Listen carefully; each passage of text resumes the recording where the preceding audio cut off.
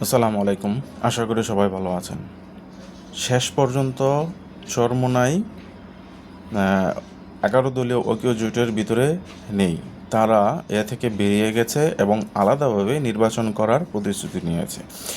এর ফলে আসলে কি হলো যে জামাত ইসলামের ১১-১০ দলীয় ঐক্য জোটের কি লাভ হলো না চরমোনাইয়ের লাভ হলো, এটা আসলে বোঝা যাচ্ছে না। তবে আপাত দৃষ্টিতে কি বোঝা যাচ্ছে সেটা হলো যে চরমোনাই থেকে ইতিপূর্বে আমরা যারা দেখেছি যে তাদের নির্বাচনগুলোতে কীভাবে রয়েছে বা কী হার অবস্থা ছিল, সেই ক্ষেত্রে আমরা বলতে পারি যে এখন পর্যন্ত জামাত ইসলাম বা তার শরিক দলগুলোকেই ভালো অবস্থানে রয়েছে।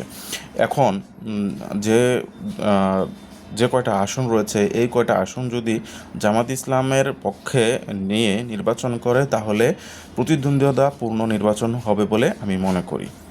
আসলে সব দিক মিলিয়ে এটা চরমোনাইয়ের জন্য খারাপ হয়েছে এবং জামাত ইসলামের জন্য বা শরিক দলগুলোর জন্য ভালো অবস্থানে রয়েছে।